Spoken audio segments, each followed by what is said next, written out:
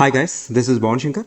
Welcome to my new end user series session 1. In this session, I will demonstrate about important movement types in SAP S4 HANA MM and how the FIMM integration process will work through various material movement types. Assume we created 3 types of material codes, 4 series for intermediate or semi-finished, 5 series for raw materials and 6 series for finished product. This is material code, material description. Now material type. What is this material type? This is nothing but attributes of material type. This is we discussed in earlier session. YALB for intermediate or semi-finished, ROH for raw materials, HALB, HALB. This is for finished products. These are the standard material types which are available in SAP S4 HANA. Now valuation type. What is valuation type? Now we'll see what is valuation type. We created 3 types of material codes. One for raw material, another for semi-finished, another for finished product. In case of raw material, if we purchase locally, then for the domestic purchase, the valuation type would be RM domestic. If we purchase raw material internationally, that is nothing but for imports, the valuation type will be RM IM paid. That is raw material imports, paid means duty paid. RM IM paid. If it is duty free, RM IM free. Raw material imports duty free. This is the abbreviation of valuation type. Just to identify the receipt type. That is nothing but valuation type. In case of semi-finished, either we may produce or we may procure from external sources. If we produce the semi-finished or intermediate, the valuation type will be SF own production. If we procure from external sources, if it is a domestic purchase, SF domestic. If it is imports, SF IM paid if it is duty paid. If it is duty free, SF IM free. So these are the valuation types for semi-finished. Similarly, for finished products, either we may produce or we may procure from external sources. If we produce internally, valuation type would be FG own production. If we procure from external sources, valuation type would be FG domestic if it is local purchase or domestic purchase. If we purchase internationally, the valuation type will be FG IM paid. Finished goods, imports, duty paid. If it is procured internationally without duty, FG IM free. So these are the 3 types of valuation types which are available for finished products. External procurement. So this is about valuation type. Now valuation class. This is very important. At the end I will discuss about valuation class. This valuation class is very important and crucial as it integrates your MM with FI. Total stock movement. Opening stock plus receipts minus issues is equal to closing stock. Opening stock means month beginning stock. Receipts means total receipts during the month. Issues means total issues during the month. Closing stock means closing stock at the month end. What are the possible receipts we may have during the month? GR, goods receipt for production, goods receipt from purchase, goods receipt from subcontract, goods receipts from sales returns. Similarly, what are the issues we may have during the month? Goods issued for production consumption, goods issued for sale, goods issued for subcontracting consumption, goods issued for purchase returns. These are the possible issues we may have during the month. So what are the standard transaction codes available in SAP S4 HANA to identify these things? For opening stock and closing stock, we have standard transaction code MC.9 and MB52. If we are maintaining batch-wise stock, MB52 will give a further breakup with batch-wise stock. MC.9 will not provide batch-wise stock. So you have 2 transaction codes for opening and closing stocks. Then for all receipts and issues, you have the standard transaction code MB51. Now we'll see the receipts. Receipts from purchase, receipts from production, receipts from subcontracting, receipts from inter-unit purchase, receipts from sales returns. We'll see one by one. What is purchase receipt? This is procurement from external sources. What is production receipt? This is nothing but the goods manufactured during the month. What is subcontracting? Subcontracting is nothing but we will supply our raw material to a vendor to convert our raw materials into finished goods. For that, we will pay some conversion charges to the vendor. That is subcontracting. Then inter-unit purchase. What is this inter-unit purchase? For example, you may have unit 1 and unit 2. Unit 1 procured material from unit 2. That is inter-unit purchase. Now sales returns. How you will identify these with the different movement types? For purchase, the material movement type is 101. Its reversal is 102. For production, movement type is 101, its reversal is 102. For subcontracting, 101 is receipt, 102 is reversal. For inter-unit purchase, 101 movement type is receipt, 102 its reversal. For sales returns, 655 is movement type for receipt, 656 is movement type for its reversal. Now we may have the doubt how to bifurcate between purchase, production, subcon and inter-unit purchase, as all material movement type has 101 only, 101, 101, 101, 101 for receipts. For this, we need to identify the source. For example, material movement type 101 with the purchase order with a normal purchase vendor, that is purchase receipt. Material movement type 101 with the production order, this is production receipt. Material movement type 101 with purchase order, subcon as vendor, that is subcontract receipt. Material movement type 101 with purchase order, inter-unit as a vendor, this is nothing but inter-unit purchase. Like this way, you can bifurcate different receipts with the help of production order or purchase order with the vendor type. Similarly, we will see the issues. What are the possible issues we may have? Consumption against production, consumption against subcontracting, sales and inter-unit sales and purchase returns. Production consumption. We issued raw material for production. This is raw material consumed for production. The movement type is 261 for issue against production. 262 is its reversal. Metal issued to subcontractor. 543 movement type is for issue to subcontractor. 544 its reversal. Metal sold 601 for sales. 602 its reversal. Inter-unit sales. Inter-unit mean unit 1 sold to unit 2. 641 for inter-unit sale. 642 its reversal.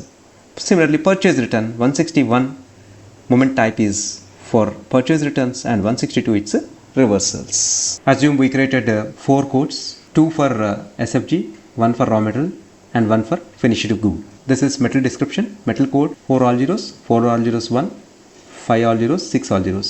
Metal description SF1, SF2, RM1, FG1. This is unit of measurement, kg, kg, liter, kg. Now opening stock. This SF1 we have 100 kgs at the month beginning. During the month, we produced 200 kgs. We got a production receipt, that is 200 kgs we manufactured during the month. We got 50 kgs from subcontractor. It means we supplied our raw materials to subcontractor, that is subcon vendor, to convert our raw materials into finished goods. He supplied back that finished goods to us, that is 50 kgs. For the 50 kgs, we will pay the conversion charges per kg. Now, inter-unit purchase, we got a 50 kgs receipt from our inter-unit, means unit 1 procured material from unit 2, that is 50 kgs. This is inter-unit purchase. Now sales returns, we got 10 kgs sales returns during the month. So total receipts during the month is 310. Now what are the issues during the month? We issued our semi-finished 100 kgs to convert into finished goods. This is our own production issued against production 100 kgs. We sold out our intermediate to third party 80 kgs. Sales 80 kgs. We issued some QC samples 2 kgs. So what are the total issues during the month? 182 kgs. Now what is the closing stock? Opening 100 kgs plus receipts 310 minus total issues 182. So total closing stock would be 228 kgs. Similarly, SF2. SF2, this is a byproduct. Byproducts from our own production 25 kgs. Byproducts from our subcontracting 10 kgs. So total receipts 35 kgs. Issues during the month, consumption for production 10 kgs. Sales, we sold out this semi-finished to third party 20 kgs. And total issues is 30.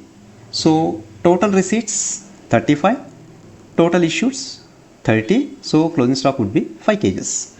Similarly, raw material we have 1000 liters at the month beginning. During the month we procured 10,000 liters.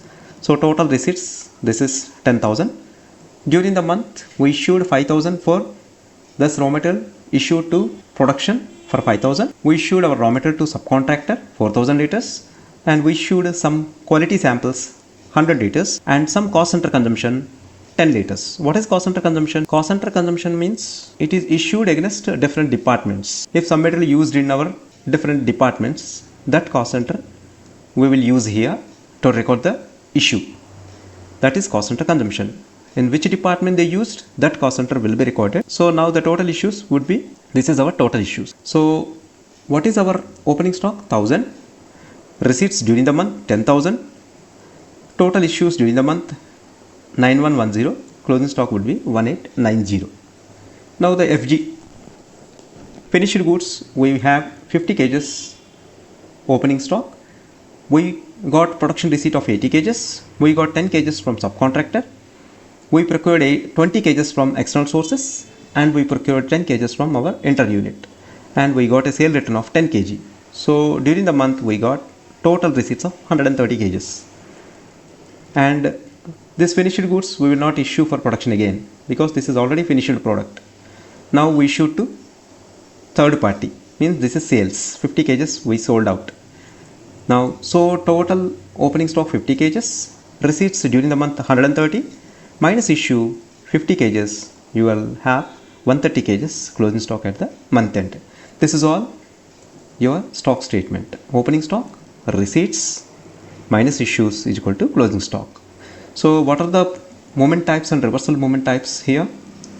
So production 101, its reversal is 102.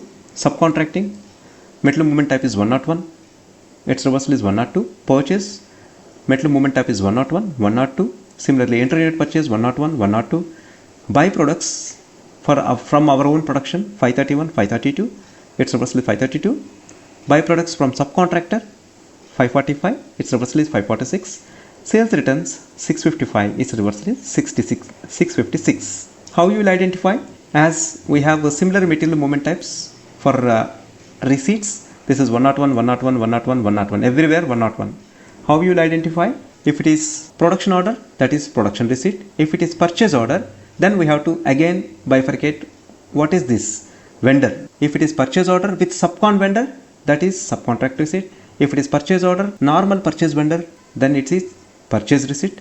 If it is purchase order inter-unit vendor as vendor, then it is inter-unit purchase. Like this way you can bifurcate our receipts. Similarly, issues, consumption for production 261, its receipts reversal is 262.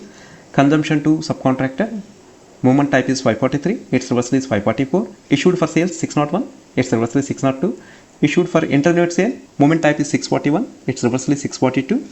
Purchase returns, movement type is 161, its reversal is 162.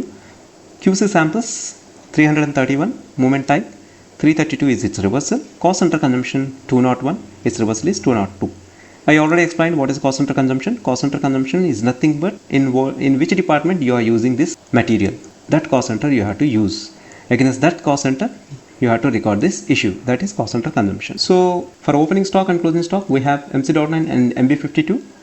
The difference between MC.9 and MB52 is MB52 you will give batch wise stocks, and all these moments will cover under MB51. So this is a total stock movement we have. Now we will see the valuation class. What is valuation class? Why it is so important? How it integrates MM with FI? Here we have three valuation classes: I340 for ALB, I130 for metal type ROH, I400 for metal type HALB. Each movement type will connected with a transaction key. If we see the OMWN, see this is the movement type.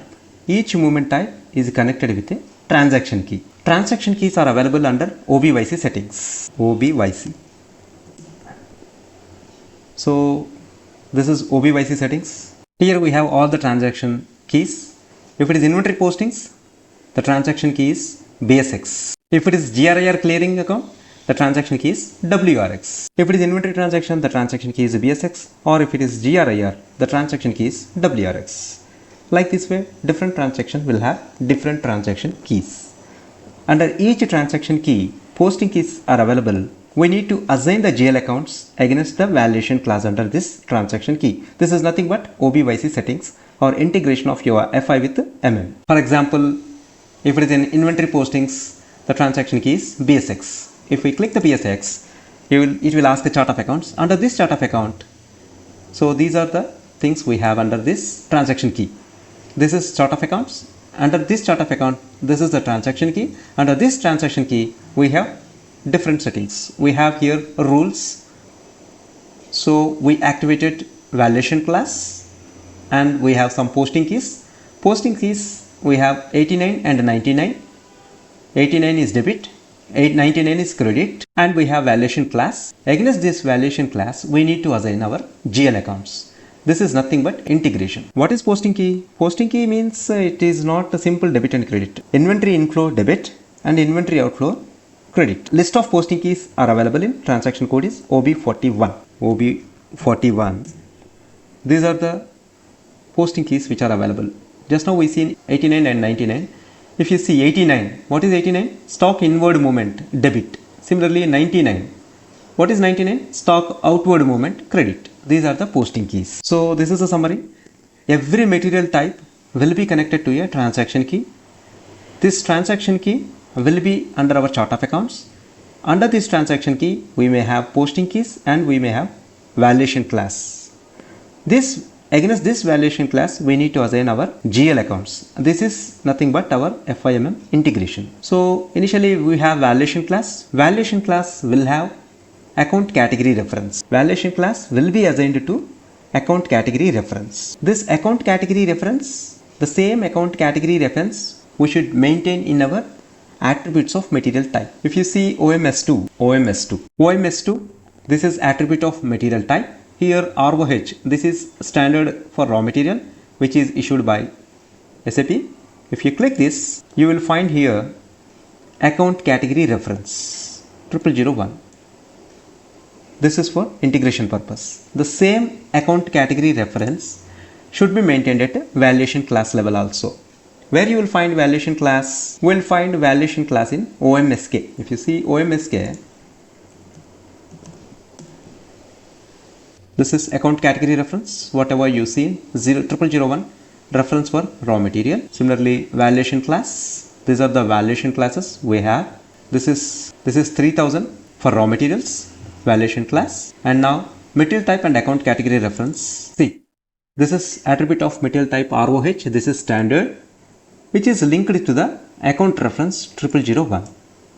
In this way, there is a link between metal master with valuation class. So valuation class is further connected with FI postings with posting rule in transaction key. Under the transaction key, the valuation class will be connected to the GL master. This is nothing but FIMM integration in OBYC. Valuation class will contains account category reference. This same account category reference will be there in material type. So system works reversely to identify the GL master. Once here GR happened, immediately system search for the material type for the account category reference. So account category reference further refers the valuation class. Valuation class further refers to the transaction key. Transaction key further refers to the GL master. In this way, once the transaction is happened, system starts reversely to identify the GL master. So this is about various metal movements in SAP S4 HANA MM. If you find interest in this video, you can subscribe to my channel, like and share to others. Thanks for watching. Have a nice day.